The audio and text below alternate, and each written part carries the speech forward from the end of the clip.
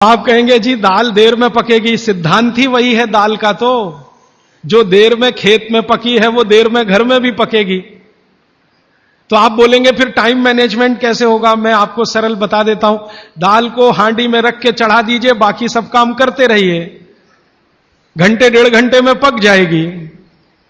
उतार लीजिए, फिर खा लीजिए। घंटे डेढ़ घंटे में आपके झाड़ू पोछा, दूसरे बर्तन साफ करना, कपड़े साफ करना, या जो भी काम करना है, पढ़ना लिखना, बच्चों को पढ़ाना, वो करते रहिए, वो दाल पकती रहेगी। ये है भागवत जी का सूत्र कि ऐसा भोजन नहीं करना जो बनाते समय, पकाते समय सूर्य के प्रकाश से वंचित हो और पवन के स्पर्श से वंचित हो। यह तभी संभव है जब आप खुले बर्तन में खाना बनाएं तो पवन भी अंदर आए और सूर्य का प्रकाश की किरणें भी अंदर आए खुले बर्तन में। और वो खुला बर्तन सबसे अच्छा मिट्टी का हांडी। आप कहें जी मिट्टी की हांडी के बाद अगर कोई चीज है तो हमारे यहां एक मेटल बनता है जिसको आप लोग कहते हैं एलॉय है, कांसा। कांसा आपने सुना है, शायद देखा भी हो किसी के घर में। तो दूसरा सबसे अच्छा माना जाता है कांसा, तीसरा सबसे अच्छा माना जाता है पीतल। अब ये कांसे और पीतल में भी हमने काम कर लिया कि अरहर की दाल को कांसे के बर्तन में पकाएं तो उसके सिर्फ 3% माइक्रो न्यूट्रिएंट कम होते हैं, 97% मेंटेन रहते हैं।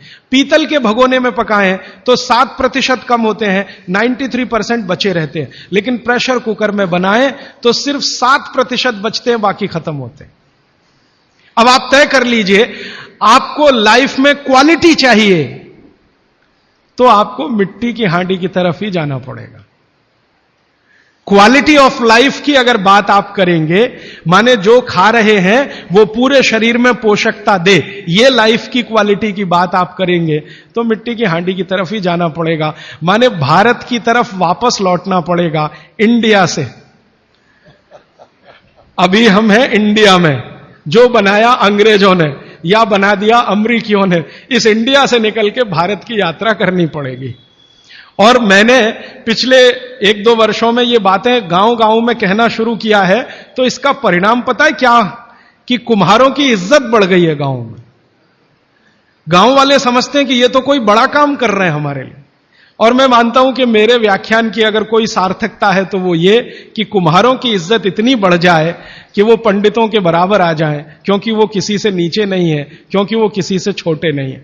भले वो मिट्टी के बर्तन बना रहे हैं, बहुत वैज्ञानिक काम वो कर रहे हैं। और मजे की बात कि वो हांडी बना के आपको 20-25 रुपए में ही दे रहे हैं, प्रेशर कुकर तो 250-300 रुपए का है।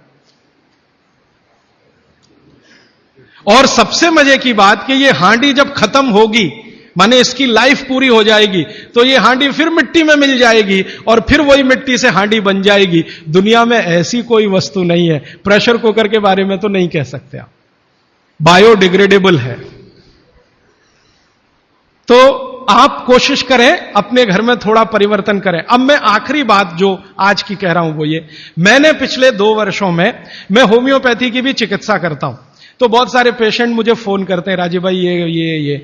तो मैंने कुछ पेशेंट को खास कर कहा कि देखो भैया, आपको मैं कोई दवा नहीं दूंगा।